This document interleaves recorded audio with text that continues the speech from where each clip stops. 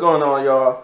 Welcome back to another review for She-Hulk episode, which is, that's episode 7, called The Retreat. This was by far not really, it was a lot of, it was an okay episode, but it was just, I didn't find myself at all going, ooh, or ha or oh man, they can't believe they did that type thing. So it was like, I didn't find myself doing that, but it was just, I was just literally for the whole duration of the episode, I was just like this. Oh, that was cool. They undermined that, but let me give you the synopsis. Then I'm gonna explain to you, and I'm gonna review the episode and explain to you why I say that. So the synopsis for Retreat says, Jen visits Blonsky wilderness retreat, meets new friends, and gets in touch with her inner She-Hulk. Basically, this episode, you seen in the previews where Jen, as She-Hulk, was sitting in that circle with Blonsky, with all these other guys and stuff. So this episode was about, it dealt with her trauma since becoming She-Hulk. It dealt with her trauma. For her, as we all know Bruce Banner's story and the trauma he goes through with having the Hulk, and we see here that even though Jen doesn't have a split personality where it's just her and then the Hulk is just, her She-Hulk is like her own entity, we still see the personal strain, just like Bruce Banner, it takes on her. And for Jen, the difference with Bruce and Jen is that Jen is like more, Hulk was like a thing, like a noose, almost like a torment to Bruce, and he just wanted this. He just wanted it to be. He wanted to cure himself of it so he could have a normal life. But eventually he grows to accept it, and that's how he becomes Smart Hulk, right? Jen, and here is this. We see that Jen, when Blonsky gets Jen to admit that her turmoil with She-Hulk is that people treat her, is in her mind, and to us too, Jen and She-Hulk are not two different people. They're the same person, because when she turns into She-Hulk, she doesn't have, her She-Hulk form is not in control. It's not like another person. It's just she controls both. She controls herself and when she's She-Hulk. But she admits that the trauma that she's suffering so far by being She-Hulk is that people treat her the same when she's Jen, but she's like, she's like the popular girl when she's She-Hulk. So in a way, people make her feel like Bruce rather than the Hulk itself. Instead of Hulk making him tormenting her by just his presence, and not being able to have a normal life. People make Jen feel like it's two different people because they treat her like two different people, and she admits that in this episode. And I guess that was okay for character development, so showing that she does have, after everything she told Bruce about about different traumas and all that type of stuff, it was good to see that she in the end does have the same type of trauma as Bruce, where being She-Hulk has kind of sort of put a hurt on her in her life, because now she got people treating her differently. Like she feels like people cares more about She-Hulk than just her. And the reason why this comes about is because Jen is starting to go on dates with Josh, and things get good. Things get good between her and Josh to the point where they're getting a little hot and steamy. And but then Josh just suddenly disappears, ghosts her, and starting to make her question, everything. And thus something goes wrong with Blonsky's ankle, little monitor / thing.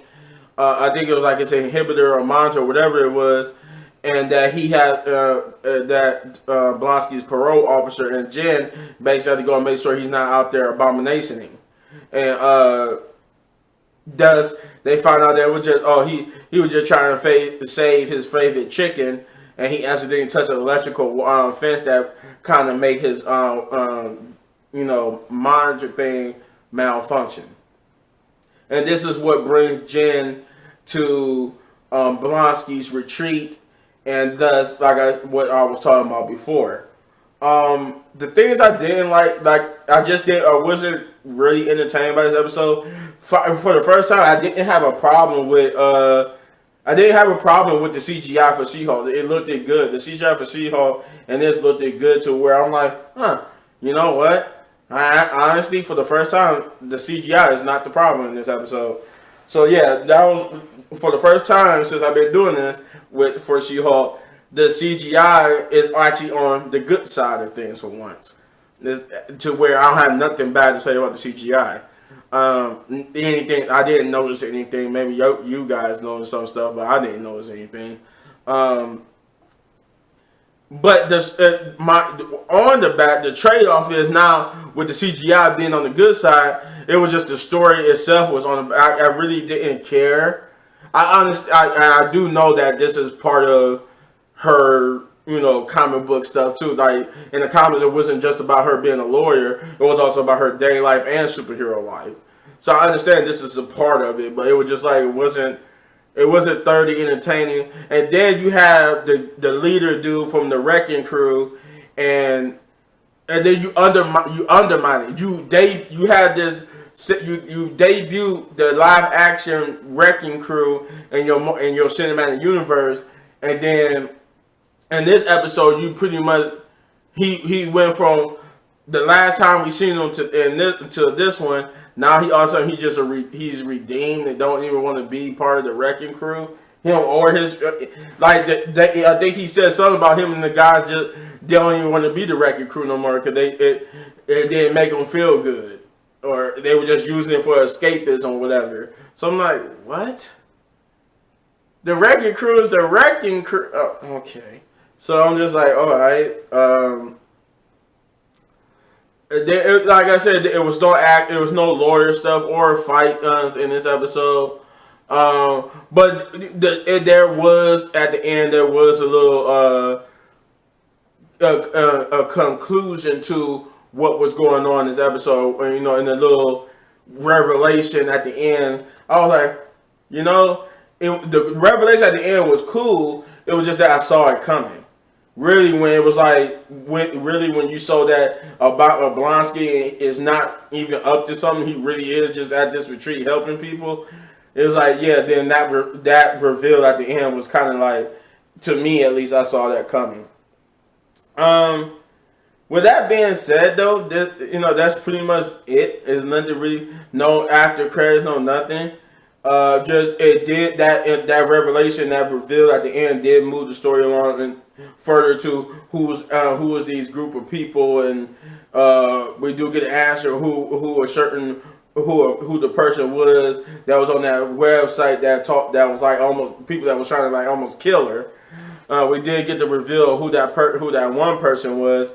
And it looked like it's going to start getting better as the season going on. Like from here on out, we should be getting good episodes. But yeah, I really didn't like this episode that much like that. Like it really is not. It was more bad things than good. To where it was just like I really the only other good thing I liked was just watching her transform back and forth between She-Hulk and Jen when they did show it.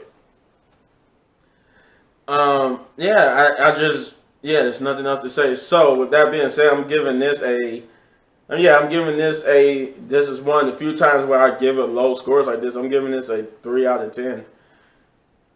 Yeah, I'm giving it a 3 out of 10. Big ups, and that just because I genuinely wasn't I really could care less about this episode if it wasn't for the fact that I just needed to see the plot points, the major plot points they did put in there. Other than that, it really was just a dull episode. But you let me know in the comments down below what you thought, and if you enjoyed this episode or this review of She-Hulk, you hit this button right there in the upper right corner for all of my reviews. And if you enjoy this video, I should say, so much you want to support the channel, all you gotta do is hit those buttons. And as always, hit any one of the videos for more of my amazing content. No Star Girl this week as they on a hiatus. So instead, there will be more. It would be SmackDown, some other reactions, and eventually the Corey gameplay. So peace out.